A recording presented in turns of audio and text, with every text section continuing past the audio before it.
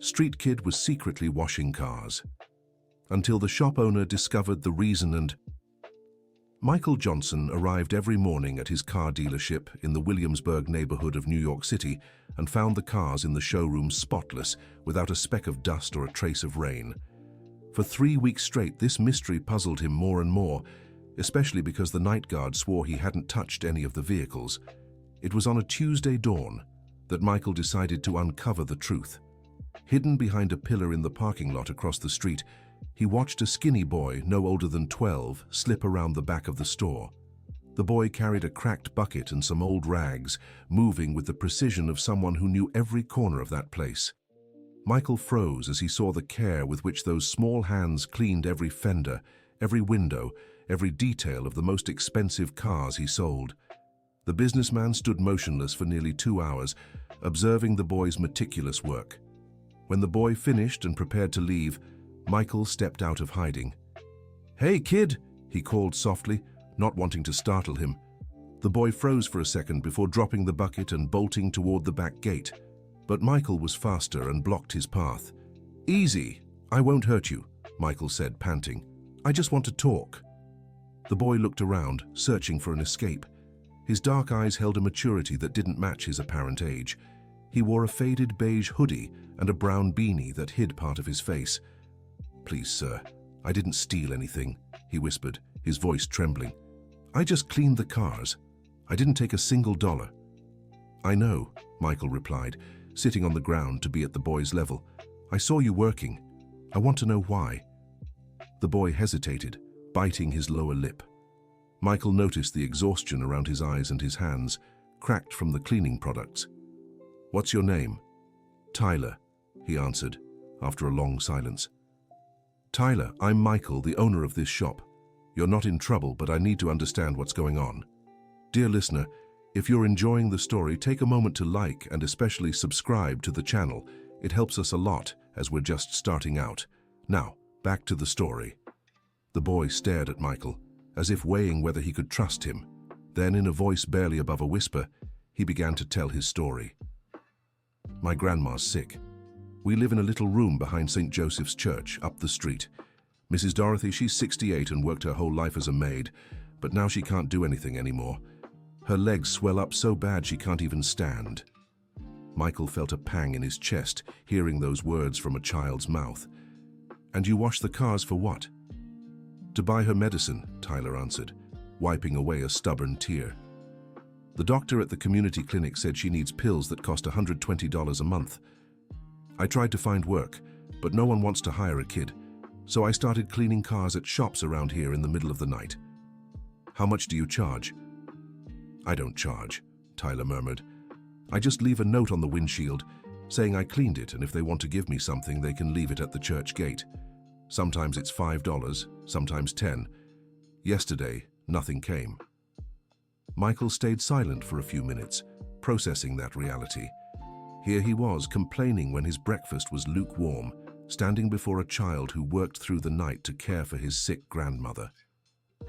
"Why did you pick my shop?" "Because the cars here are the prettiest in the neighborhood," Tyler answered with a small smile. "And because there's that hole in the back fence you can slip through. I always wonder what it'd be like to drive one of those cars." At that moment, Michael made a decision that would change both their lives forever. "Tyler, I have a proposal for you." The boy looked up, hopeful but wary. "How about working here officially? Every day after school you can help clean the cars. I'll pay $200 a week and give you a transportation allowance and meal vouchers." Tyler's eyes filled with tears. "Are you serious, sir?" "Dead serious. But there's one condition. You have to keep going to school, and I want to meet your grandma today." Tyler nodded vigorously, still unable to believe the offer. "But there's something I need to tell you," the boy said, lowering his gaze. "I'm not 12. I'm 10. I lied because I thought no one would take a 10-year-old seriously." Michael smiled, touched by the boy's honesty. "No problem, we'll figure it out." 2 hours later, Michael and Tyler walked up the steep street leading to St. Joseph's Church. It was a small, old building with peeling paint and broken roof tiles. In the back stood a makeshift structure that looked more like a shack. "Grandma Dorothy!" Tyler shouted as they approached. "I brought a visitor." The plywood door creaked open slowly, revealing an elderly woman with white hair and tired eyes. Dorothy Williams leaned on a makeshift cane, her legs visibly swollen, but her eyes still held a spark of dignity. "Tyler, how many times have I told you not to bother people?" she said hoarsely. "Mrs. Dorothy," Michael introduced himself, removing his suit jacket to seem less formal. "I'm Michael Johnson, owner of the car dealership down the hill. I came to talk about your grandson." The woman's expression immediately shifted to worry. "Did he do something wrong? I always tell him not to touch what isn't ours." "Quite the opposite," Michael replied gently. "He's taken care of my cars like no one else. I came to offer him a job."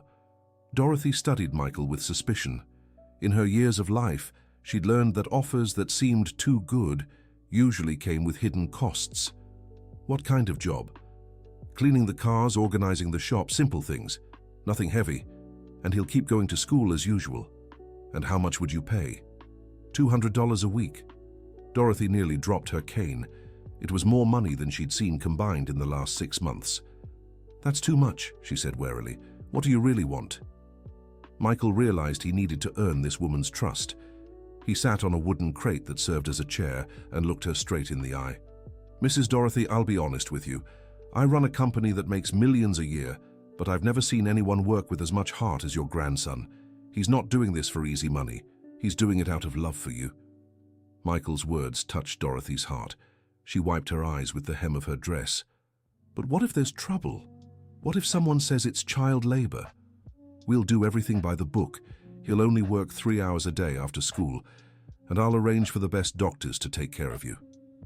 Dorothy looked at Tyler, who watched her anxiously. "What do you think, my boy?" "I think it's our chance to make life better, Grandma. And Mr. Michael seems like a good man." Dorothy took a deep breath and held out her hand to Michael. "I accept. But if my grandson gets into any trouble, it's on you." Michael smiled and shook her hand, feeling the rough skin of someone who'd worked hard her whole life. "Deal. Tomorrow I'll start arranging a doctor's appointment for you." The next day, Michael arrived early at the dealership to get everything ready. He talked to his employees about Tyler's arrival and was surprised by their reactions. Some showed support while others expressed concern.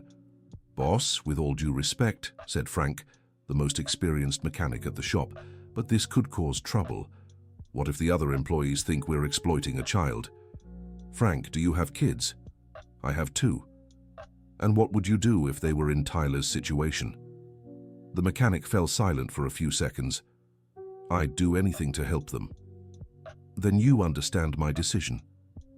At 2 in the afternoon, Tyler arrived at the car dealership wearing his school uniform and a worn-out backpack. Michael introduced him to the whole team and explained the tasks he'd be responsible for. "Tyler will help with cleaning the vehicles and organizing the shop. I want everyone to treat him with respect and let me know if he needs anything." The first day of work was a success. Tyler showed he knew every cleaning product and how to use it. His movements were precise and efficient, a result of his late-night solo work. "Where did you learn to clean cars like that?" asked Jennifer, the shop's secretary.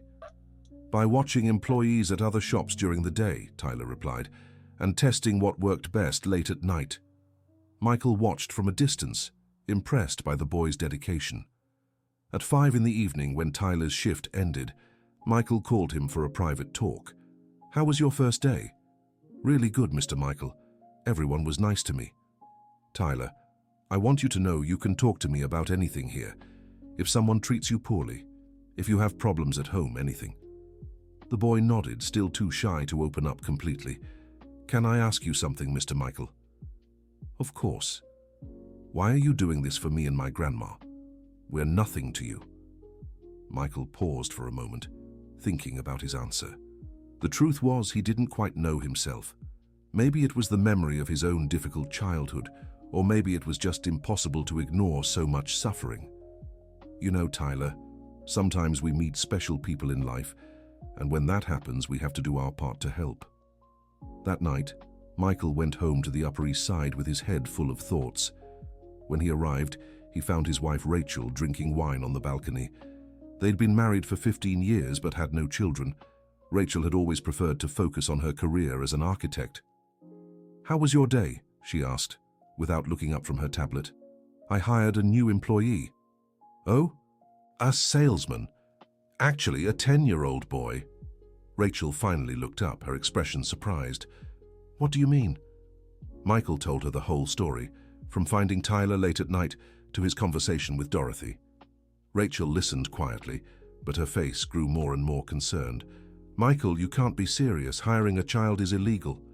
He's not doing heavy work, just cleaning cars for 3 hours after school. And you think that makes a difference? If someone finds out, you could lose everything. The business, our home, our reputation. Rachel, have you seen the conditions they live in? His grandma is sick and they have no one." "That's very sad, Michael, but it's not our problem. If you want to help, send them some money and be done with it."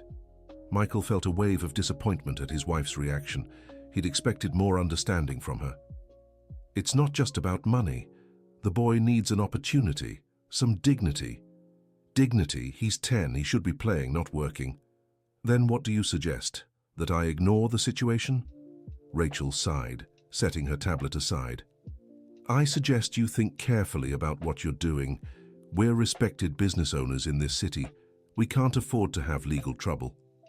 The conversation ended there, but Michael knew that wouldn't be the end of the discussion. Dear listener, if you're enjoying the story, don't forget to like and especially subscribe to the channel. It helps us a lot as we're just starting out. Now continuing. The next morning, Michael arrived at the car dealership, determined to keep helping Tyler, no matter Mrs. Rachel's concerns. He found the boy already organizing cleaning supplies in the storage room. "Good morning, Tyler. How's your grandma doing?" "Much better, Mr. Michael. Yesterday she managed to make some soup for dinner. It had been weeks since she last cooked." Michael smiled, pleased to know his support was already making a difference. "And school? How's that going?" "Good. Teacher Karen was really happy when she heard I got a job. She always encourages me to study." "That's great. I want you to keep focusing on your studies. If you need help with any subjects, just let me know." Throughout the morning, Michael watched Tyler at work.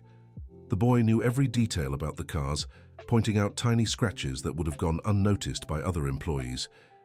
"How do you even spot these things?" Michael asked, impressed. "I had plenty of time to look at every little corner during the early mornings, and since the cars weren't moving, I could see everything." Michael realized he hadn't just found a good employee, he'd found someone with real potential. "Tyler, do you like cars?" "I love them. I've always dreamed of being a mechanic or a salesman at a place like this." "Why not the manager of a dealership?" The boy laughed, as if the idea were absurd. "People like me don't become managers, Mr. Michael. We're just happy to get a steady job." "Don't say that. With education and hard work, you can go as far as you want." Around noon, Michael got a call that left him uneasy. It was from a client who had cancelled the purchase of a luxury car after hearing a child was working at the dealership. "Michael, I heard you're exploiting child labor there. I can't buy a car from a company like that."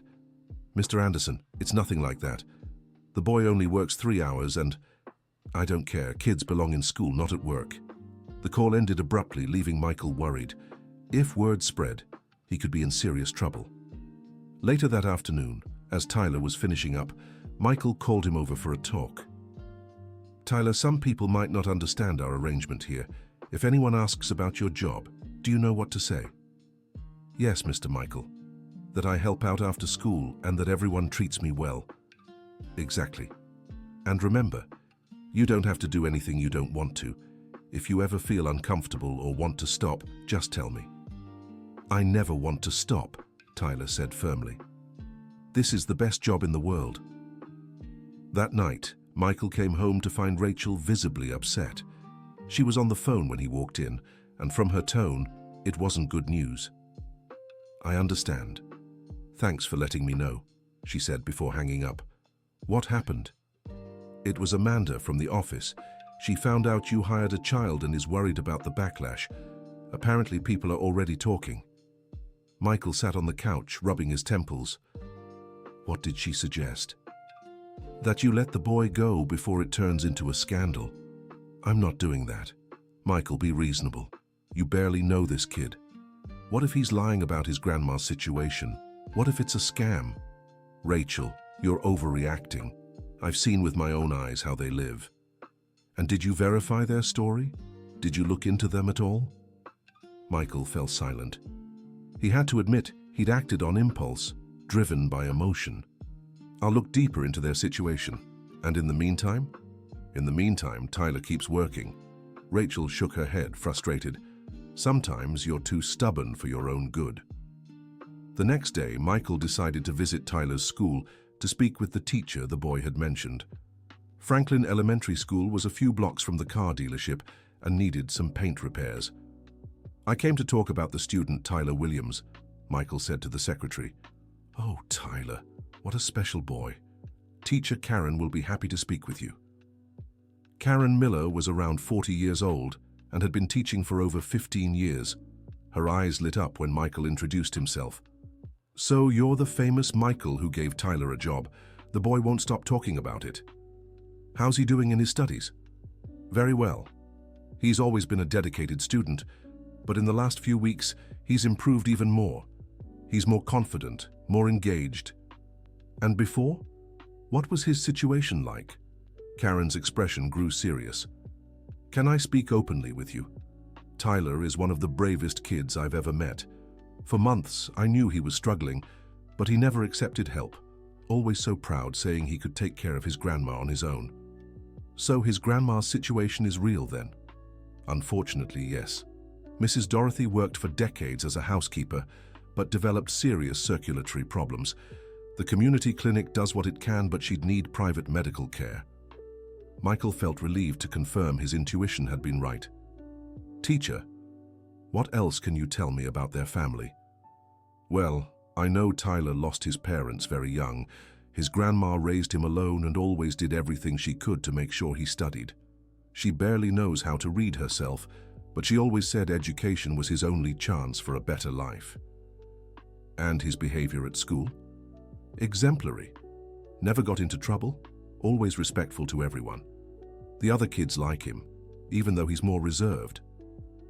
Michael thanked her for the information and left the school even more convinced he'd made the right decision. On his way back to the dealership, he found Tyler chatting excitedly with Frank, the mechanic. The boy was watching attentively as Frank explained how a car engine worked. Interested in mechanics? Michael asked. Very. Mr. Frank was showing me how electronic fuel injection works.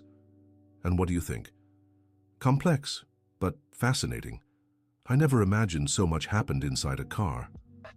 Frank smiled, clearly impressed by the boy's curiosity. Boss, this kid has a knack for it. He asks smart questions and absorbs everything I explain. Michael felt proud seeing how well Tyler was fitting in with the team. How about, in addition to cleaning, you start learning some basics about mechanics? Tyler's eyes sparkled with excitement. Really? You'd let me? Of course, but don't neglect your studies. Never, Mr. Michael. I promise. 2 weeks passed without major issues. Tyler had become an integral part of the dealership team. His dedication and enthusiasm rubbed off on all the employees, and customers often praised the impeccable cleanliness of the vehicles. Then, on a Thursday, Michael received an unexpected visit. A well-dressed woman walked into the store, accompanied by a man in a suit. Good morning, I'm Sharon Thompson from Child Protective Services. This is Dr. Richard from the District Attorney's Office. We're here to investigate a report about child labor. Michael's stomach dropped. It was exactly what Rachel had warned him about. Of course, you're welcome. How can I help you? We've heard there's a child working here. We'd like to speak with him and verify the working conditions. No problem. Tyler is over there organizing the storage room. Sharon and Dr. Richard headed to where Tyler was working. The boy visibly tensed up when he saw the strangers approaching. Hello, Tyler. I'm Sharon from Child Protective Services. I came to talk to you about your work here. Did I do something wrong? He asked, his voice trembling. No, sweetheart. We just want to understand your situation. For 40 minutes they spoke with Tyler, asking questions about his routine, his tasks, and his life at home. The boy answered honestly, explaining his situation and defending Michael. Mr. Michael is a very good person. He's helping me take care of my grandma. After talking with Tyler, Sharon and Dr. Richard requested a private meeting with Michael. Mr. Johnson, we understand your good intentions, but the law is clear. Children under 14 cannot work, even under ideal conditions. But he only works 3 hours and still goes to school normally. That doesn't matter. Besides, we've received information that the child is only 10 years old, not 12 as initially stated. Michael took a deep breath, knowing the moment of truth had come. It's true. He told me his real age after I started helping him. Mr. Johnson, I'll be direct, said Dr. Richard. You have until tomorrow to resolve this situation. Otherwise, we'll have to take legal action. And what does that mean for the boy? He'll be placed in foster care until a permanent solution is found for his situation. And his grandma? She'll be evaluated by social services to determine if she can continue caring for the child. Michael felt as if the ground had opened beneath him. His attempt to help Tyler might end up separating him from his grandma. Is there any alternative? You can support the family financially without it being considered employment, or you can file for temporary custody if you're willing and able. After Sharon and Dr. Richard left, Michael called Tyler for a talk. The boy was visibly shaken. Are they going to take me away from my grandma? He asked, his eyes filled with tears.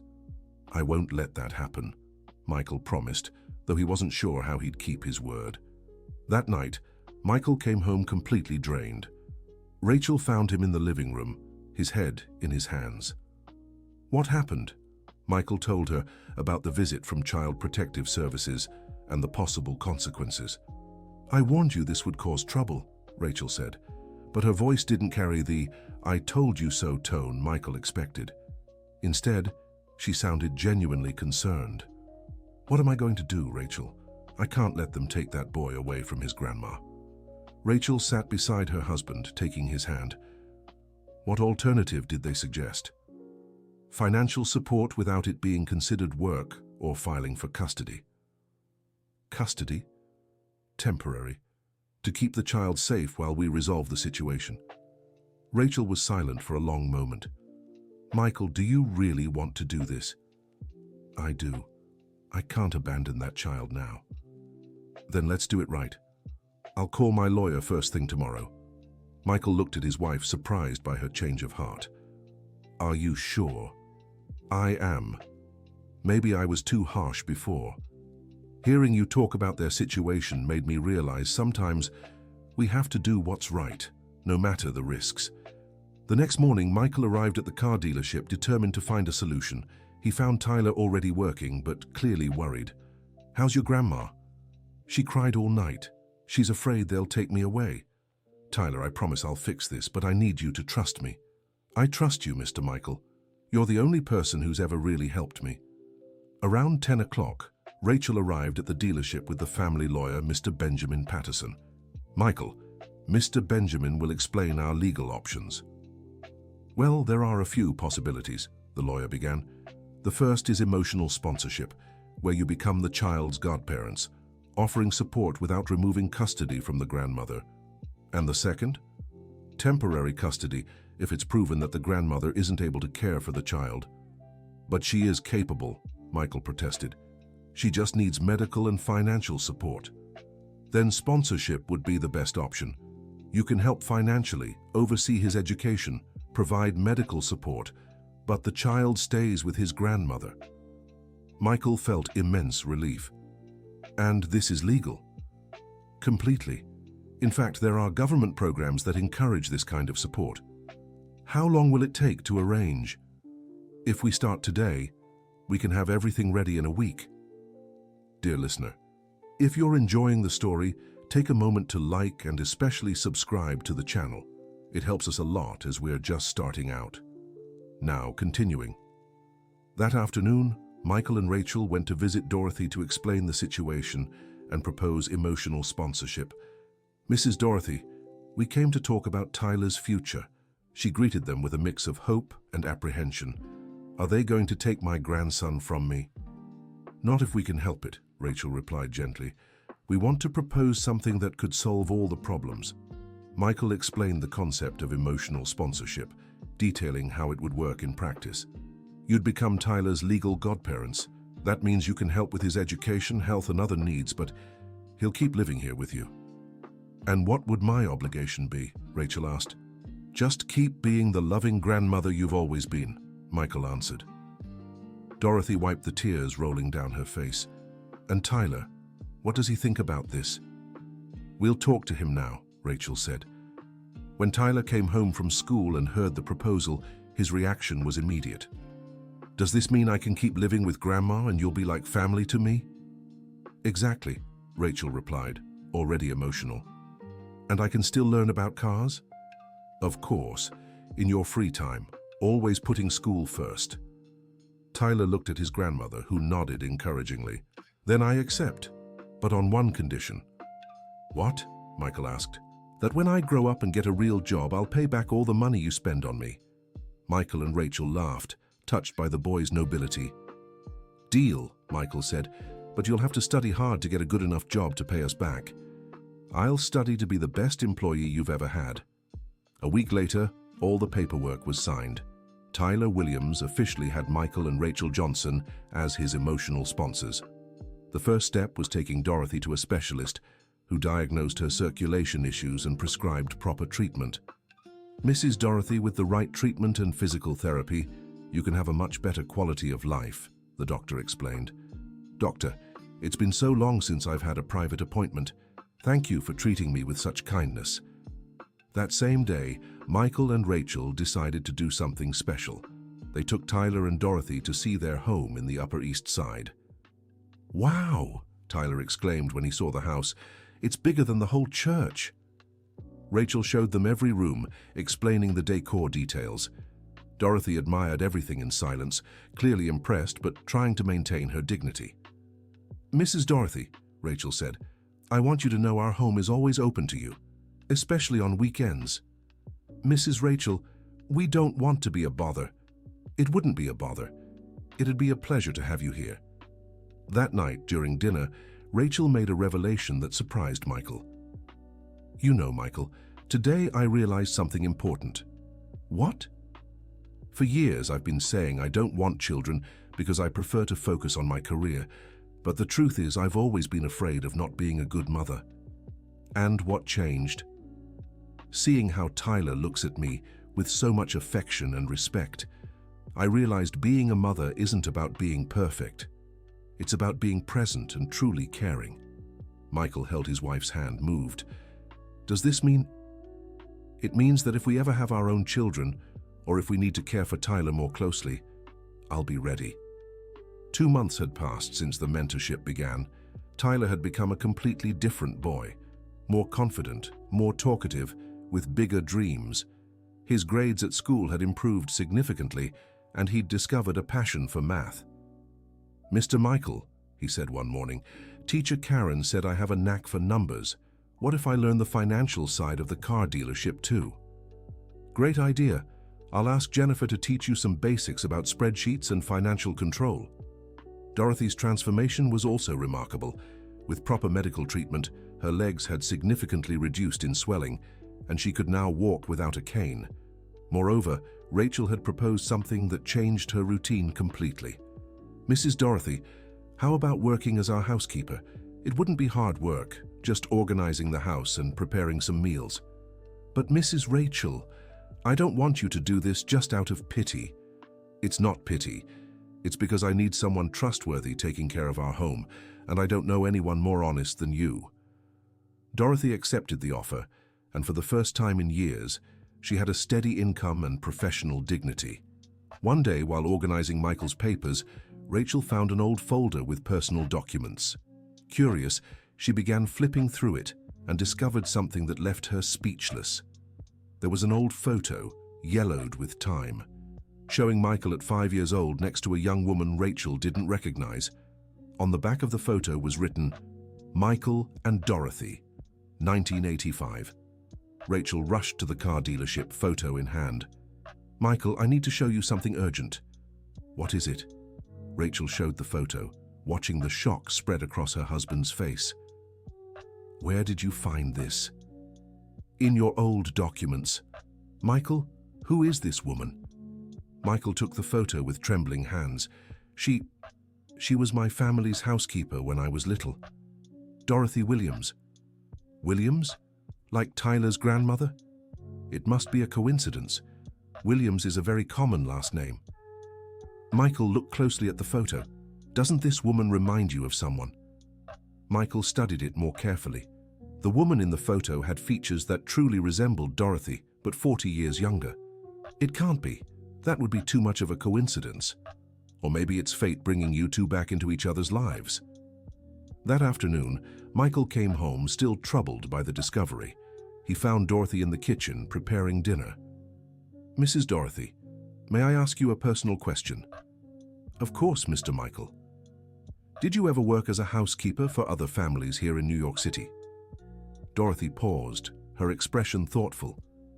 I did, for almost 30 years. Why do you ask? Do you remember a family named Johnson, back in the 80s? Dorothy's face completely changed. She leaned against the counter, as if struck by shock. Johnson. There was a little boy. Michael was his name. Mrs. Dorothy. I was that boy. The woman turned slowly, studying Michael's face carefully. Her hands trembled as she touched his cheek. My God.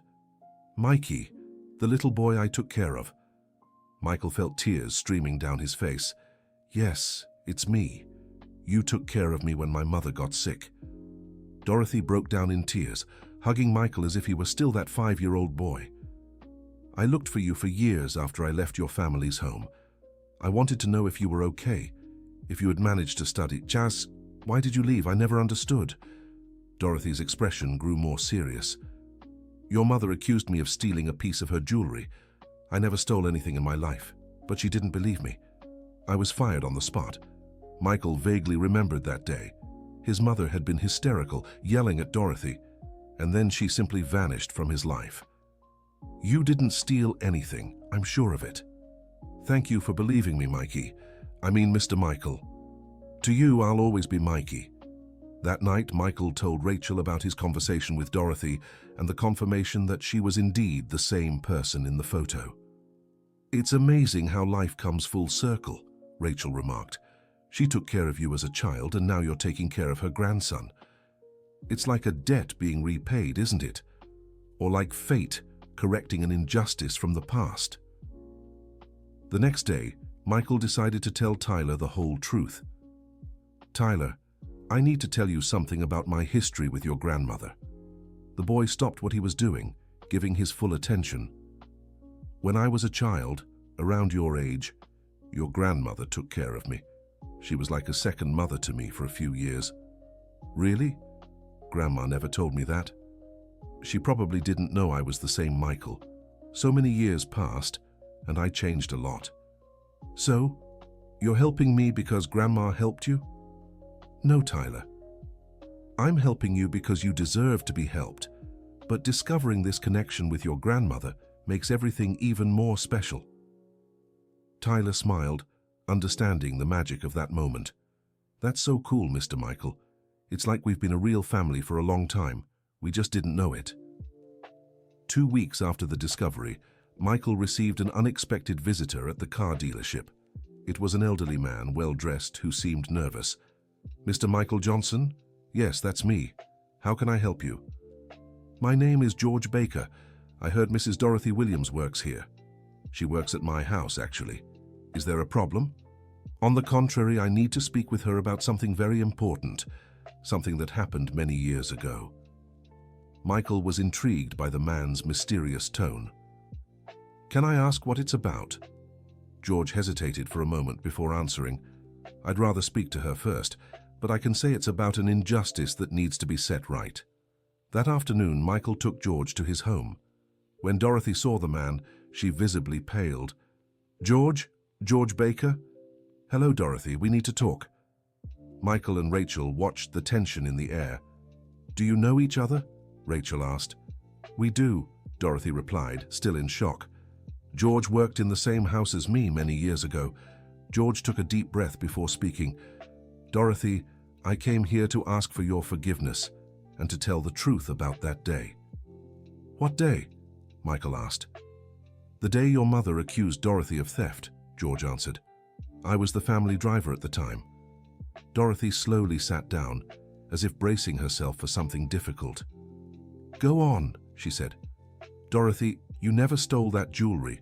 It was me. The silence in the room was deafening. Michael felt a mix of anger and sadness, realizing his intuition about Dorothy's honesty had been right.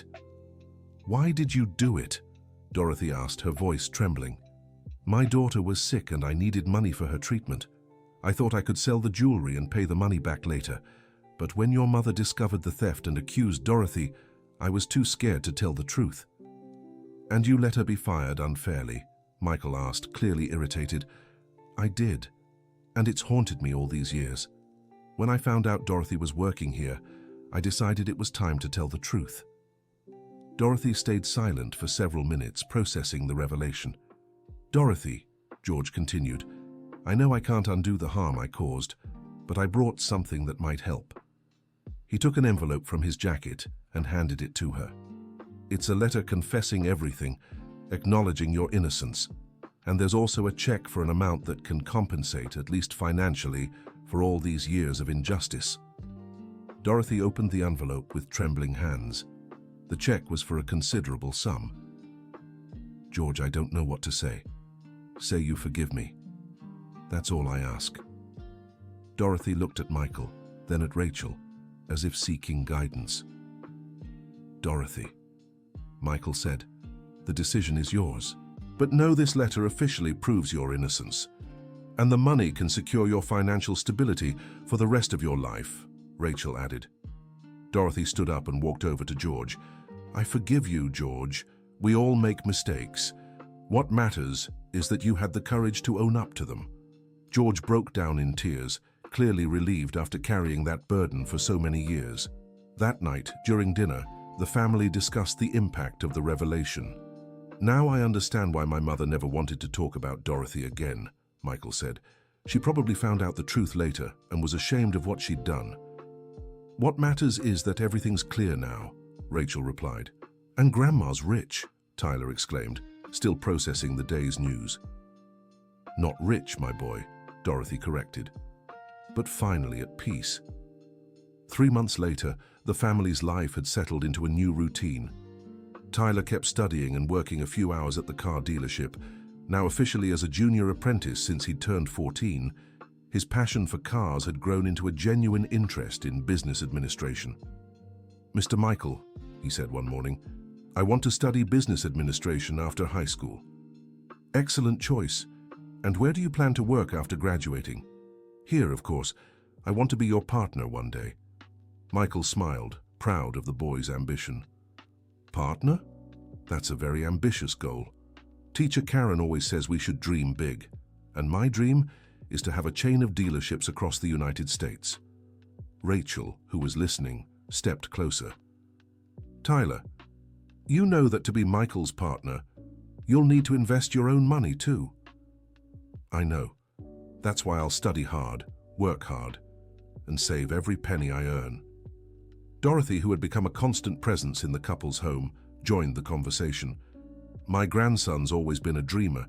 Even when we had nothing, he talked about having a big company. And he'll do it, Michael said. With determination like his, I have no doubt. A few days later, Michael got a call that left him puzzled. It was from a reporter at a local paper who'd heard Tyler's story. Mr. Johnson, we'd like to do a feature on the story of the junior apprentice working at your dealership. We heard it's an inspiring tale. I'm not sure that's a good idea, Michael replied. I'd rather keep the family's privacy. I understand, but it'd be a great opportunity to show how business owners can make a difference in people's lives. Michael discussed the proposal with Rachel, Tyler, and Dorothy. What do you all think?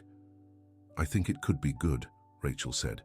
If our story inspires other business owners to help kids in similar situations, it's worth it. And you, Tyler, how do you feel about it? A little nervous, but if it can help other kids, I think we should do it. The article was published a week later under the title From Abandonment to Mentorship, the story that moved New York City. The impact went far beyond what they had expected. Michael received dozens of calls from other business owners interested in emotional mentorship programs. Some families in situations similar to Tyler's reached out asking for guidance. "Michael," Rachel said, "I think we should consider something bigger." "What do you mean?" "How about creating an organization to connect business owners willing to help with families in need of support?" The idea excited Michael immediately. "Like a mentorship network?" "Exactly. With clear criteria, professional oversight, and a focus on children's education and development." Tyler, who was listening to the conversation, got excited about the possibility. "Can I help too? I know what it's like to be on the other side of this." "Of course you can," Rachel replied. "Your experience would be invaluable." Over the next few months, they worked on creating the Bridges of Hope Foundation. Michael provided the initial structure. Rachel handled the legal aspects. Dorothy offered her experience with underprivileged families, and Tyler became a kind of young ambassador for the project. The foundation started small, connecting 5 business owners with 5 families. But demand grew quickly, and in less than a year, they were already serving over 50 families in the New York City metropolitan area. "Tyler," Michael said one afternoon, "do you realize what's happened here?" "What, Mr. Michael?" "It all started with you washing cars in the early mornings, and now we're changing the lives of hundreds of children." Tyler smiled, still amazed at the turns his life had taken. "It's incredible, isn't it? Sometimes I wonder if all of this is even real." "It is real, and it's just the beginning." On the foundation's first anniversary, they organized an event to celebrate and recruit new mentors. The event was held at the car dealership itself, which had become a symbol of social transformation. During the event, Tyler was invited to speak about his experience. Despite his nerves, he stepped onto the stage with determination. "Good evening, my name is Tyler Williams. 2 years ago, I was secretly washing cars because I needed to buy medicine for my grandma. Today, I'm here as a young apprentice at a respected company and an ambassador for a foundation that has already changed the lives of many families." The audience applauded warmly. "But I want to make one thing clear. I'm not here as an example of a poor kid who got saved. I'm here as proof that every child has potential. They just need opportunity." Michael felt his eyes fill with tears hearing those words. When Mr. Michael found me that early morning, he didn't see a troubled boy. He saw a hard-working kid who needed support. That's the difference between charity and opportunity.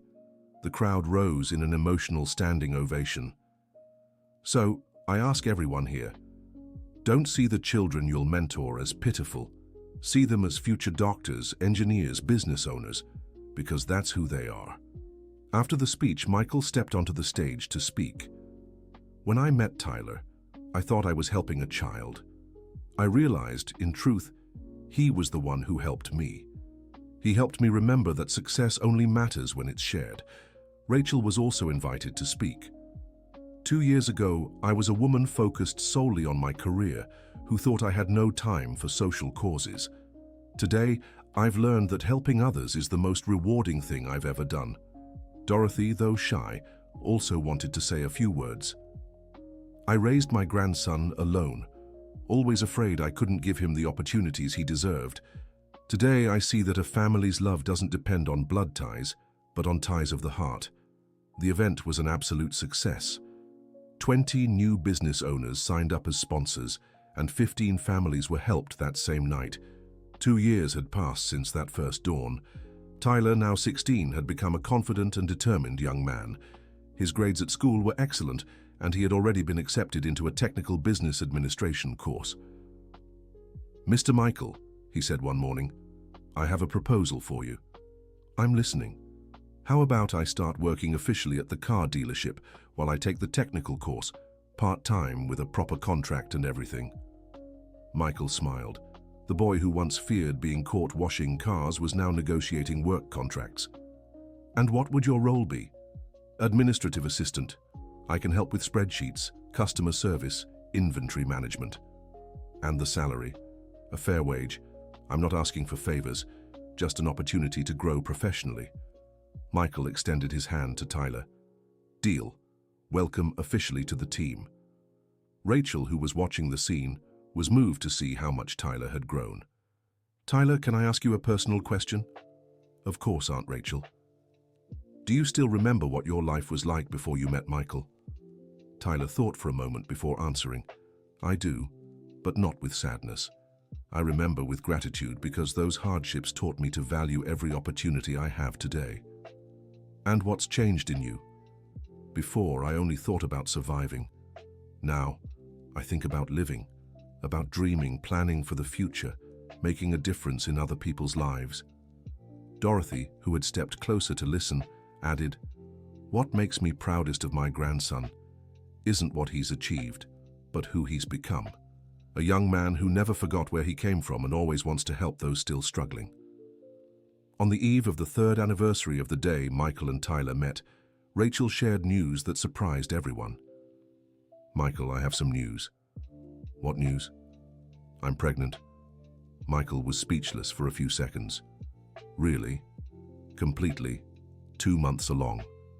Tyler and Dorothy, who were present, burst into joy. "There's going to be a baby in the family," Tyler exclaimed. "What incredible happiness," Dorothy said, hugging Rachel. Michael embraced his wife, emotional. "How do you feel about this?" "Happy, so happy, and confident that we'll be good parents." "What changed?" Michael asked, remembering Rachel's earlier hesitations. "You all changed. Tyler taught me that raising a child isn't about having all the answers. It's about being present and loving unconditionally." That night at dinner, they talked about the baby's arrival. "Do you think it'll be a boy or a girl?" Tyler asked. "It's too early to know," Rachel replied.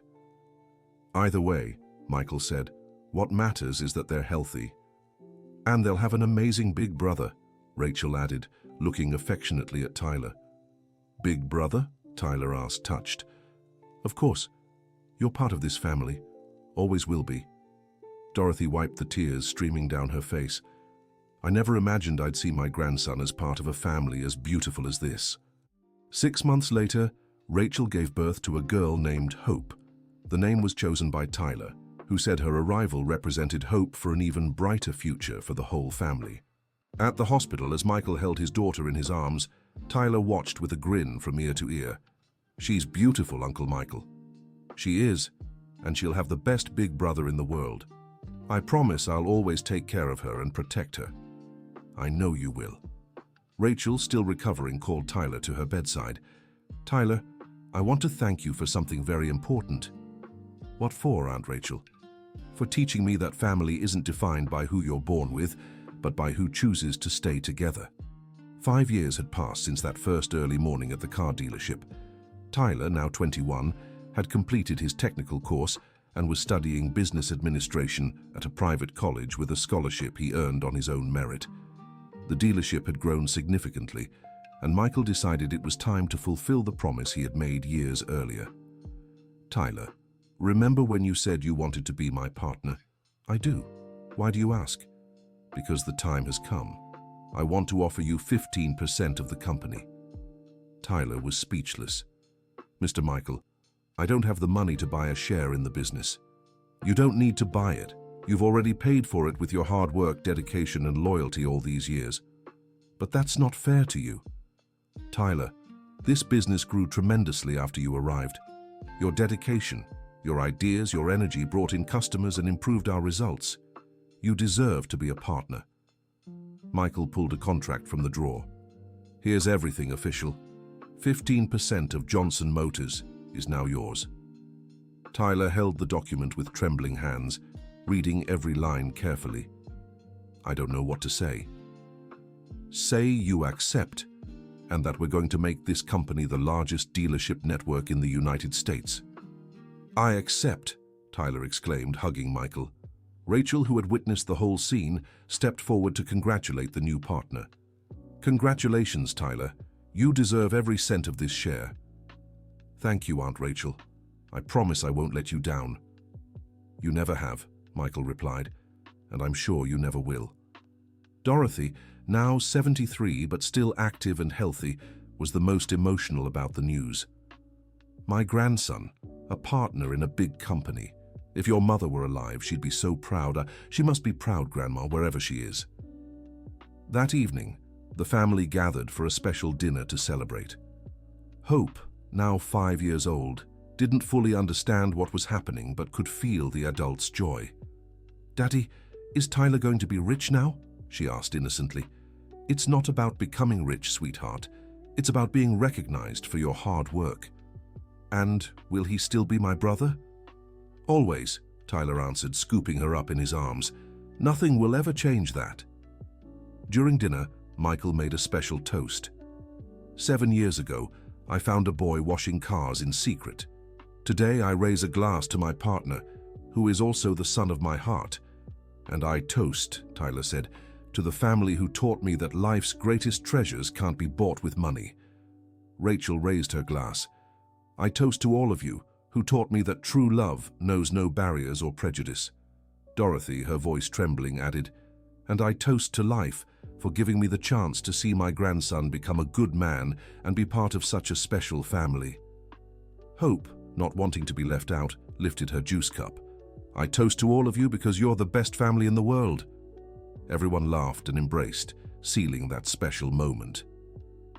2 years later, Tyler married Emily, a college classmate he met during a project on social entrepreneurship. The ceremony took place at St. Joseph's Church, where it had all begun, renovated with funding from the Bridges of Hope Foundation. Michael served as best man, fulfilling a role that went far beyond mere formality. During his speech at the reception, he grew emotional speaking about the young man who had become his son. "When I first met Tyler, he was a brave boy, trying to care for his grandmother. Today, he's a man of integrity about to start his own family. But what makes me proudest isn't his professional achievements, it's his character, his generosity, and his ability to never forget where he came from." In his response, Tyler dedicated his words not only to his wife, but to the entire family that had welcomed him. "Emily, you're not just marrying me. You're marrying into a family that taught me the true meaning of love. Michael and Rachel aren't just my godparents, they're my parents. Dorothy isn't just my grandma, she's my inspiration. And Hope isn't just my sister, she's my joy." The celebration lasted well into the night, with all the families supported by the foundation joining in. It wasn't just a celebration of Tyler's wedding, but of everything they had built together over the years. 3 years after the wedding, Tyler and Emily announced they were expecting their first child. The news filled the whole family with happiness, especially Dorothy, who would finally become a great-grandmother. "Grandma," Tyler said during a Sunday lunch, "this baby will be lucky to know the strongest, bravest great-grandma in the world." "Oh, my boy, I just hope I stay healthy enough to watch this baby grow." "You will, Grandma.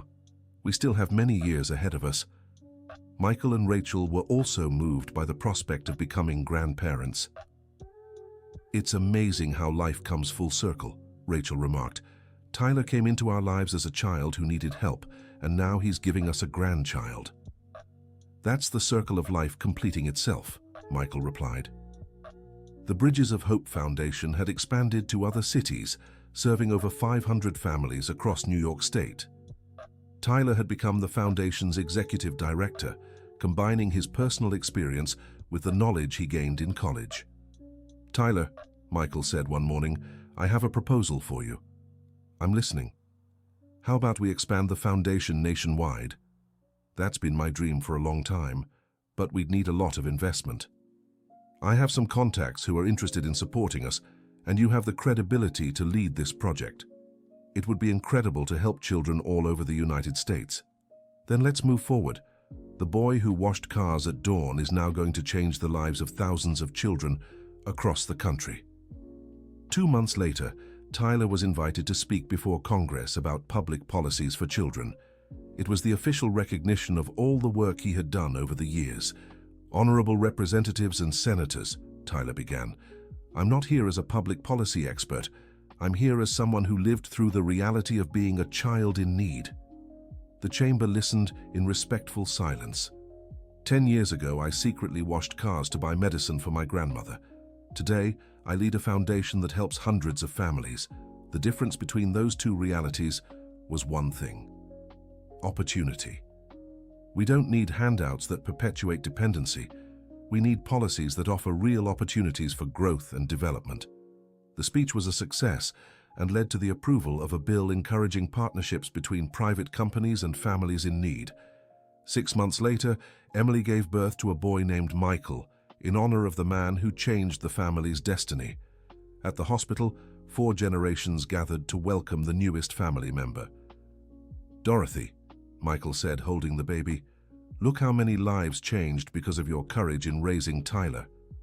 "I never imagined we'd come this far," the now 78-year-old woman replied, still sharp and active. Tyler watched the scene with tears of gratitude in his eyes. "Uncle Michael, how can I ever thank you for everything you've done for us?" "You already are, Tyler, by being the honorable man you've become and passing those values on to your son."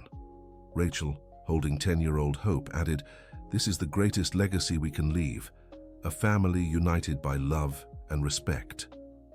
On little Michael's first birthday, the family threw a special celebration. All the children supported by the foundation were invited, turning the celebration into a grand gathering of solidarity. "Daddy," said Hope to Michael, "why do you and Tyler help so many people?" "Because we've learned that happiness is only complete when it's shared. And when I grow up, can I help too?" "Of course you can. In fact, you already do, just by being the kind-hearted girl you are." During the party, Tyler gave a moving speech.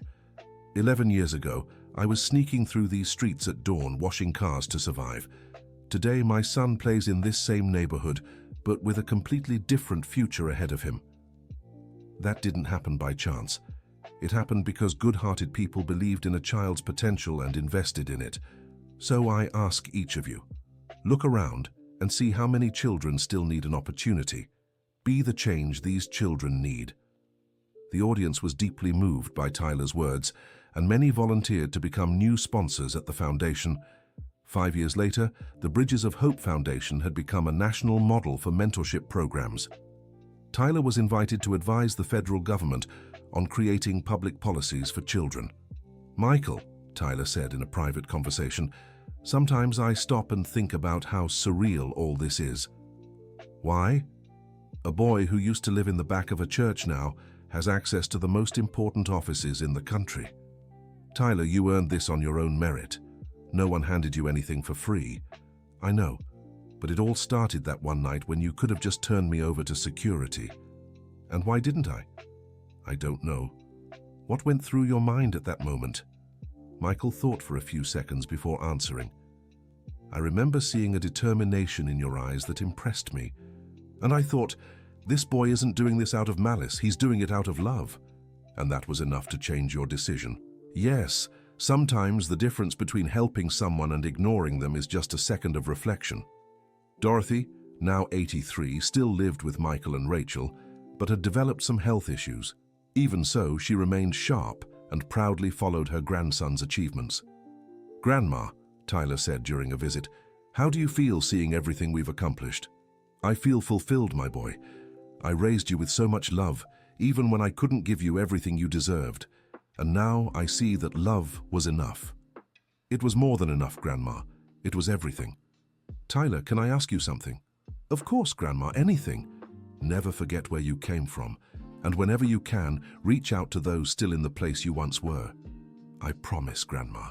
That's what I do every day at the foundation." "I know, and that's why I'm so proud of you."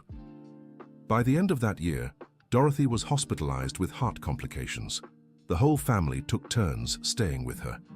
In her lucid moments, she expressed gratitude for living long enough to see Tyler prosperous and happy. "Michael," she said one afternoon, "thank you for being the son I never had." "Thank you, Mrs. Dorothy, for taking such good care of the boy I now consider my own. Rachel, my dear, thank you for opening your heart to a family that wasn't yours by blood, but became yours through love. You're my family too, Mrs. Dorothy. Always have been." Dorothy recovered from that hospitalization, but everyone knew her health was fragile, so they made sure to cherish every moment with her. End of story. Now tell us what you thought of this incredible story.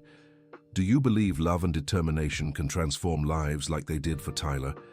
Leave your honest comment and subscribe to the channel for more heartwarming stories.